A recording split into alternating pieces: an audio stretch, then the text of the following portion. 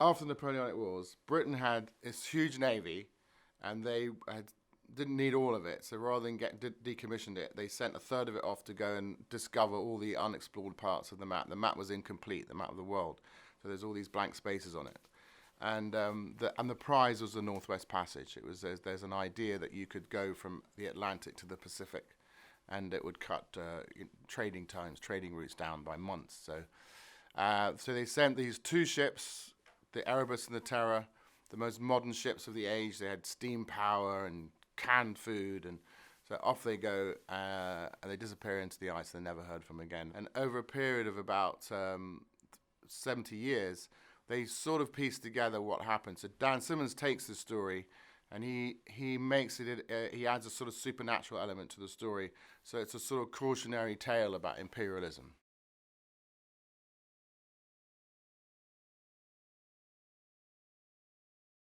Well, I played Captain Francis Crozier. He's an Irishman. He's from the north of Ireland. He's grown up in a time before republicanism has taken root, so he firmly identifies as being British, and he is the most experienced polar explorer on either ship, but he hasn't been put in charge because he's Irish, and the Admiralty wants credit for the discovery of the passage to go to an Englishman. And he's realised that there's a glass ceiling to his achievements, and he has this huge chip on his shoulder about it. He also is probably the most practical and cautious of the people on board the ship in terms of the leadership, who the other leaders are more inclined to take these giant gambles, believing that God shines on all Englishmen, and that they'll protect them from anything bad happening. And he knows the realities of what this place can do to people.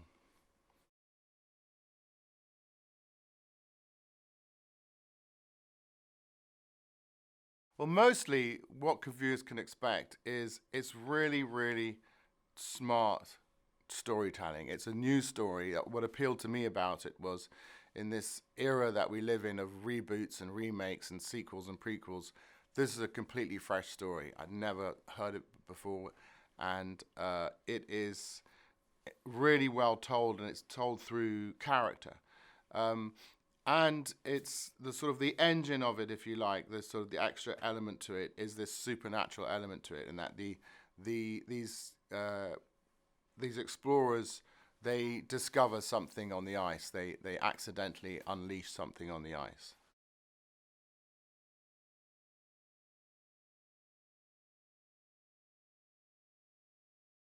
Any story that's um, based around Britain is going to be a story about class. So in this story, they bring their world with them. So there are very very clear divisions um, uh, on board the ship in terms of the hierarchy and the power structure. The people in charge of the ship tend to be titled. It's Sir John Franklin. The well, I'm the second in command, but the other second in command, if you like, played by Tobias Menzies, he's sort of succeeded through a system of patronage.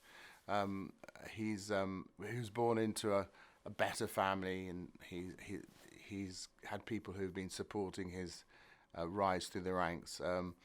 And then you've got that sort of very clear understanding of from the seamen who are running the ship, that they understand that they have a good clear idea of what the power structure is, and they sort of undermine it, and they're taking the mickey out of people and stuff.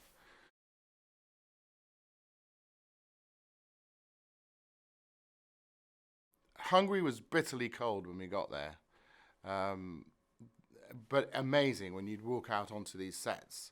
You'd see there's a full size replica of the Terror stuck in the ice, these huge masts, and just this, it was spectacular. And then the lower deck where everybody lived, and you got an idea of the really cramped quarters that these people would have been in, constantly around each other. And then there was a third sound stage that was the ice, that was the Arctic. So it was always exciting going on to those. And then in PAG, there's a part of the story where they get off the boat and it was so desolate, just nothing alive, just scree rock and a howling wind, and it was kind of beautiful, very desolate. It's a lovely place, Pag.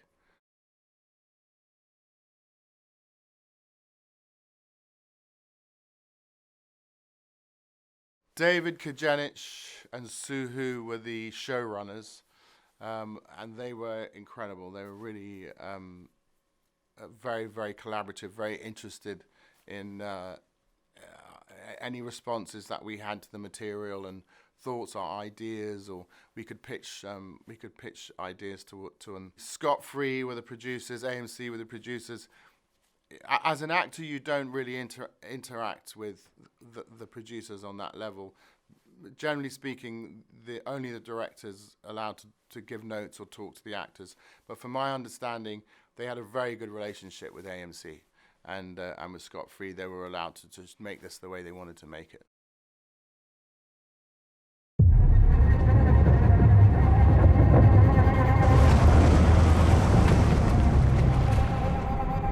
You must wonder what we're doing here in your part of the world.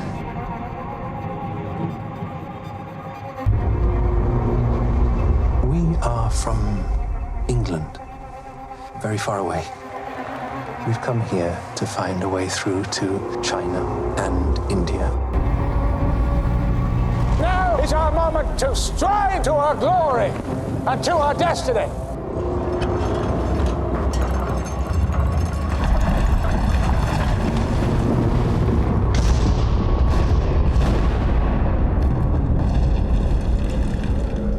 Our situation is more dire than you may understand. That is how you already see it. In need of saving. I do. Our men have been out there in unimaginable temperatures. No one can convince me that optimism or confidence is wrong enough. As a trusted friend once put it, this place wants us dead. What could have done that? There must be a bear. A bear did that. We found only one set of prints. Large, 20 inches across. I do not believe it is an animal we battle. Not a man, not a bear. And what? Whether it was our grief or fatigue, I cannot say, but some of us became convinced that it continued to track us. Here, back to the ship. It's the ice, Georgie. It's only the ice. I will not lose another man. We may lose all our men. And once it's past all hope, the mind goes unnatural with thoughts. What kind of thoughts? The darkness.